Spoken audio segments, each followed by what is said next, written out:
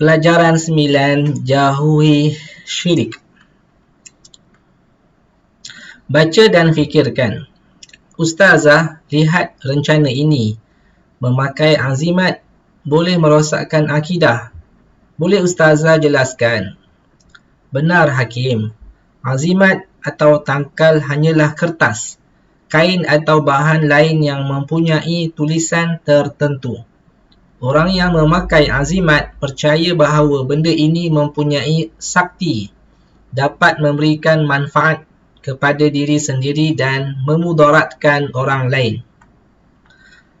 Apabila seseorang percaya bahawa azimat dapat menyembuhkan penyakit, menentukan kejayaan dan melindunginya daripada bahaya, itulah yang menyebabkan rosaknya akidah.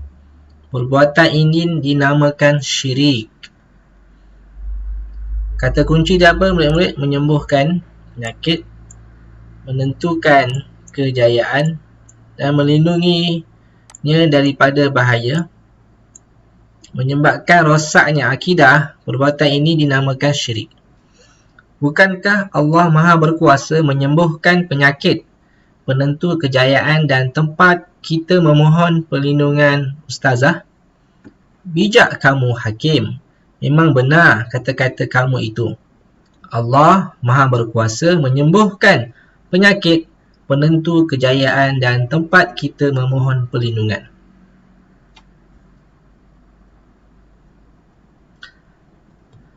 Baca dan fahami.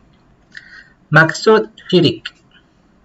Syirik ialah perbuatan menyekutukan Allah dengan sesuatu yang lain. Syirik boleh berlaku sama ada dengan perkataan, perbuatan dan i'tiqad. Perkataan, perbuatan dan i'tiqad. Hukum mensyirikkan Allah ialah haram. Perbuatan ini dikategorikan sebagai dosa yang paling besar. Dosa besar, serta dijanjikan dengan azab yang pedih. Syirik terbahagi kepada dua, syirik jali dan syirik khafi. Dalil nakli, a'udzubillahi minasyaitanirrajim, fala taj'alu lillahi andadan wa antum ta'lamun. Sadaqallahul azim. Surah Al-Baqarah, surah kedua ayat ke-22. Maksudnya, maka janganlah kamu mengadakan bagi Allah sebarang sekutu, padahal kamu semua mengetahuinya bahawa Allah ialah Tuhan yang Maha Esa. Ustazah, syirik ialah perbuatan yang mesti kita hindari. Semoga Allah melindungi kita daripada perkara-perkara syirik. Nilai kita pada tajuk ini ialah menjauhi syirik. Hindarkan diri daripada melakukan perkara-perkara yang menyebabkan syirik kepada Allah. Baik, kita lihat pada kategori yang pertama, syirik jali. Syirik jali ialah mempercayai atau mengaku bahawa adanya Tuhan lain selain Allah, atau menyembah selain Allah yang Esa.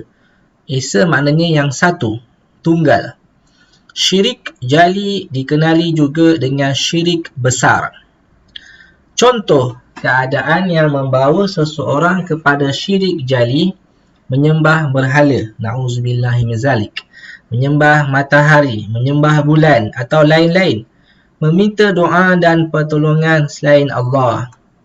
Akibat orang yang mengamalkan syirik jali boleh merosakkan akidah, hilang pergantungan dengan Allah, berdosa besar dan dimurkai Allah, serta kekal dalam api neraka, na'udzubillahi min zalik. Kategori yang kedua ialah syirik khafi.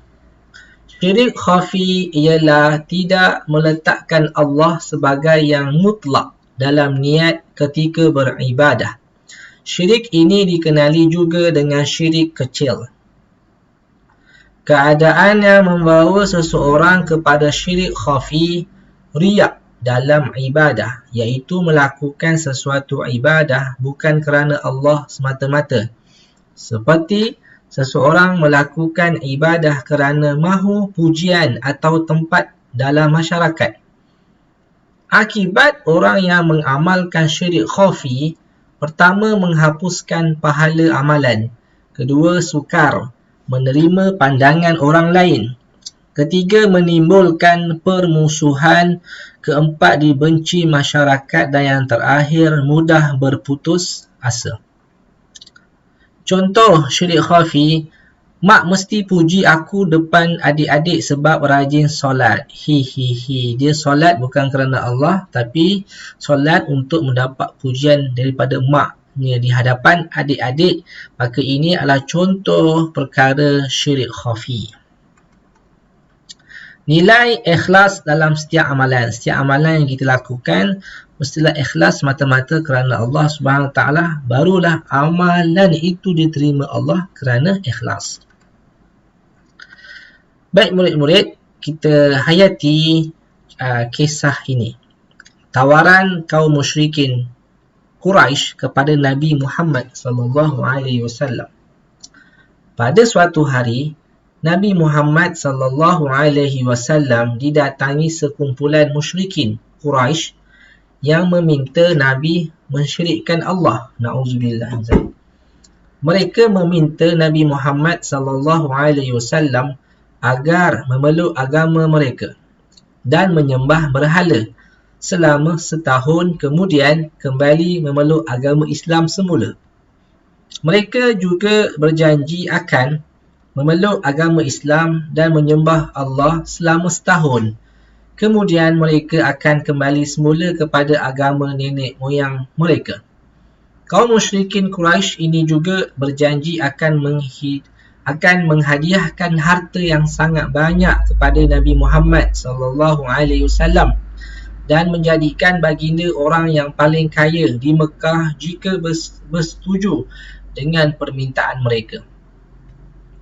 Perbuatan kaum musyrikin Quraisy ini menyebabkan baginda menjawab dengan tegas, "Aku memohon perlindungan Allah daripada mensyirikkan Allah dengan yang lain." Kemudian Allah menurunkan surah Al-Kafirun sebagai menjawab permintaan kaum musyrikin Quraisy yang melampau. A'udzu billahi minasyaitonir rajim. Bismillahirrahmanirrahim.